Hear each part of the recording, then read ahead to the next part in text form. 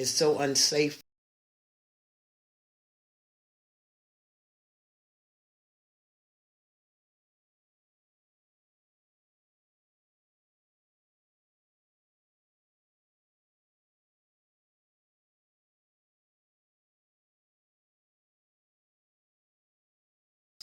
Seclusion. And they had a human.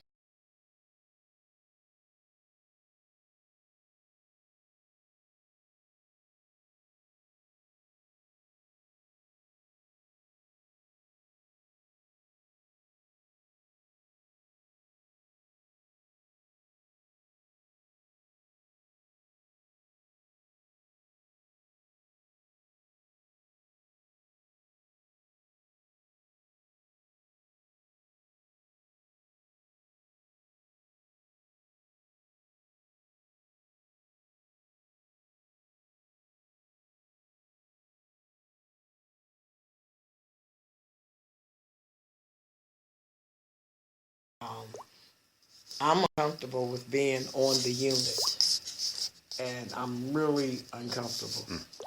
Like I was there when I said a month and a half ago. I slept on the floor.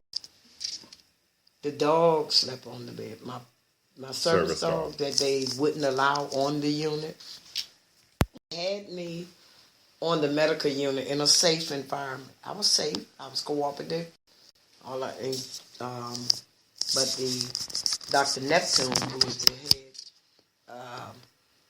head inpatient doctor for the inpatient PTSD unit, took me out of my safe environment and threw me in a hostile environment. And I told her it was very hostile.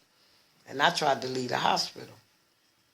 And she falsely FD12, if you know what that means, she admitted me against my will, right, trying to say I was incompetent. I did not meet the guidelines for an FD12 under the Veterans Affairs, but that has happened to me several times. If you raise your voice, you FD12. If you, I just said I wanted to be in the state where I was safe. You know, and what's going to happen is a female veteran is going to be raped. Then they will make it safe for us up there. We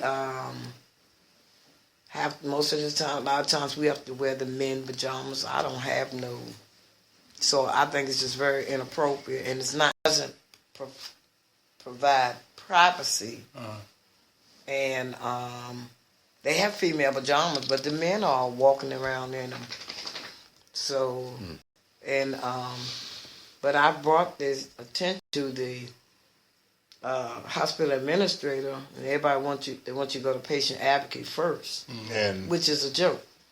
Patient advocate they throw you. I think they throw them in the trash. I've hand carry written my complaints since my verbal complaints were not being documented, and I've yet to get a response to them from this.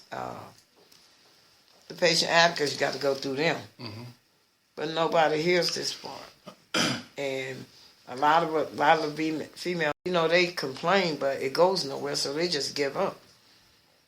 But I'm not, because I figured that. Are you using the Veterans Clinic? No. Not the clinic.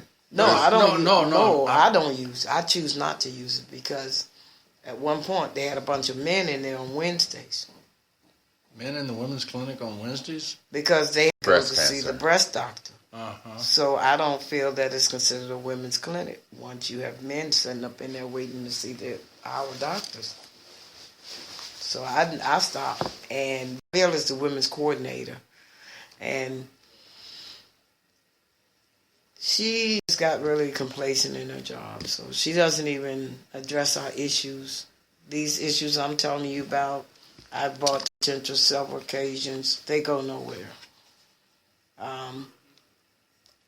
On April the 7th, I went to the emergency room, and they wanted to do a chest x-ray. So I asked for a female technician. You can never get one. You have to be at the hospital before 2 o'clock. After 2 o'clock, there's no female x-ray technicians available. And so I asked for one, and Dr. Manfredi told me no, I couldn't have one. So I said, no problem. I knew I could come the next day, but I got to be there before 2. And Is that the one that spit on you? yeah, yeah. The So doctor she spits. refused me further treatment, and she on the discharge paper that I had refused everything, but I didn't. And I told her, I said, ma'am, I didn't refuse the chest X-ray. You told me I couldn't have a technician. Get out! I said, no, who is she talking to? So I said, no, I'm waiting on Dr. Seaton, who's the chief of the emergency room. So she got right in my face. You will do as I said, howling and spitting in my face. So they called the police. I didn't come out of character. Maybe if I had her, I'd have got locked up. And then it would have been properly addressed. Dr. Seaton, who's the chief, said he can't do nothing to the doctor. So I have to get my care when she's not there. And I don't think it's fair to me. Had I reacted to her, I got put out the emergency room. I didn't get irate with her or nothing. I didn't. Mm-hmm. I have been known to, but I didn't because I'm trying to refrain from that. Mm-hmm. So the police escorted me out. I got a $275 ticket for disorderly conduct. Nothing happened to the doctor. She put in my chart that I'm a substance abuse veteran, come to the ER seeking narcotics. She put a behavior flag on my chart. I already got a suicidal flag, a history of suicide attempts. 14 of them. And so since she put the bad conduct, I cannot go to another VA for inpatient treatment because of the flag she put. And no one has contacted me to tell me about the flag. I went under my healthy vet, and there it was. And and they don't even have a rape kit. So if a female veteran or a male veteran come in under sexual assault or been raped, they have to transfer him out to Washington Hospital. And from the 2 veterans that it happened to, they went on home. They refused further treatment and went home. Because they didn't want to be re-traumatized by another set of doctors. Because, you got to tell your story to the police if you're so bold enough to tell the police. They got to tell it to the EMTs, and you got to tell it to the people. So they felt that they wasn't going through that no more trauma in that situation. And they went home. There are no homeless shelters for female veterans here in the district. There's a couple of them now, but I don't know how many beds. They have more beds for male veterans than female veterans.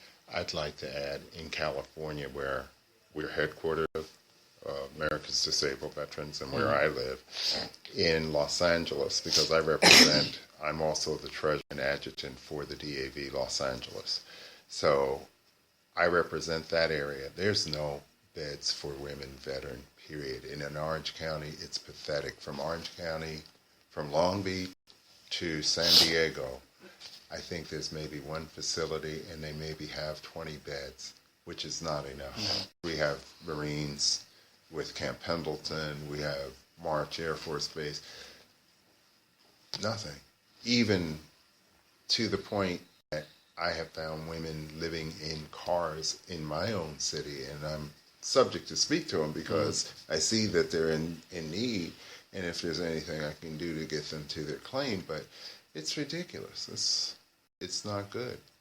But what's your criteria to get into the shelter?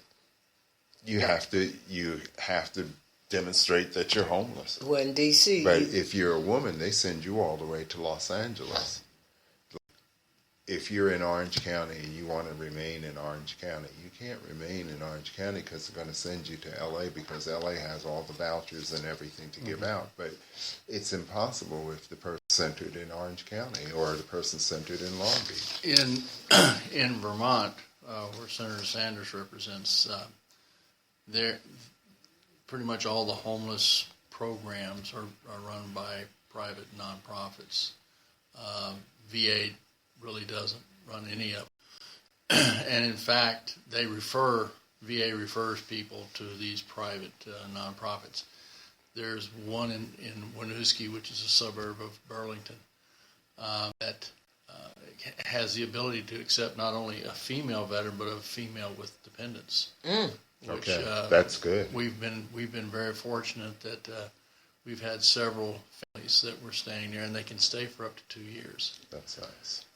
And then in Rutland, which is in the southern part, the senator was able to get some federal dollars to repair a homeless facility that was primarily for men.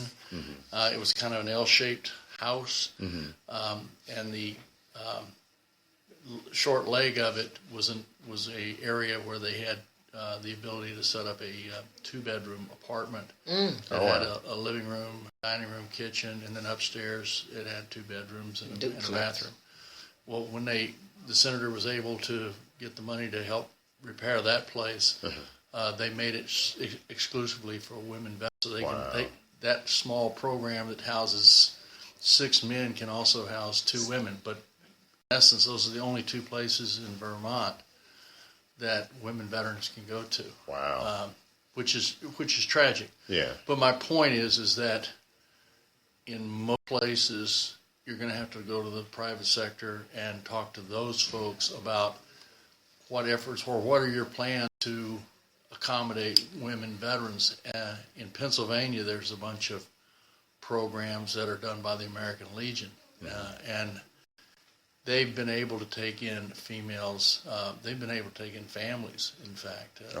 In Pittsburgh, they have a place called Moon Township, and they have 4 row houses or townhouses that were repossessed by the VA, and they were able to buy all 4 of them. They're all attached together. Oh, wow. So they're able to accommodate like 12 veterans. Okay. And because they're separate townhouses, that if a family were needing to stay there, they can put a family in one of them. So they just built a new place in Newark. Newark? Wait a minute. Maybe in Delaware. Oh, Delaware. Delaware. It's got a new one. And they just built it. It just opened up in October. But the American Legion was the ones that were behind getting that. But my point is that in your particular situation, that's where I might recommend that you turn to, is to the I wish you luck. nonprofits in the community and ask them what kind of accommodations are y'all planning long range. And you're correct. Well, you have the project. You have the project in LA because that's the big thing at the West LA. Yeah, West LA thing. So I've been actively involved in that. Now that's going to be strictly VA, right? But what I'm talking about are there's a lot of nonprofits throughout the country, and there's a national coalition of homeless. With the adaptive grants, for example. Now, they say that there are a lot of nonprofits, but there are no nonprofits out there for the adaptive grants. What happens in our area, they tell you that 1 or 2 agencies will have them. They're miles apart, usually at the opposite ends of town. And then when you get there, there's no money. And how do I know this? Because I'm one of the veterans that needed it. My lights are currently off at home. I'm off of my landlord's generosity to run the refrigerator. But I'm in a struggle with a utility company that stripped me of my disability incentives. And all of a sudden, because I have fibromyalgia, and it's kind of cold, so I need a heater, and I need heating pads, and other things that go along with it. But in that care, it spikes my utility bill. So my utility bill jumped from $40 to over $190, and then to $380. And I'm fighting with the utility company. I held them at bay using the public law at my disposal from the 73rd Congress. But they refusal to accept or anything to deal with it. So I'm basically stuck because oftentimes 70% of 100% goes to my rent, $1,650 out of $2,907. If I have medical expenses, which I do use medical marijuana because I don't like the opiate effect, so it gets into a tight budget. But I find out that I'm not alone because this is something that's happening not only to me, but to my chapter members, and I've got 2,500 of them that I can speak for that have the same thing. And even here, he's talking about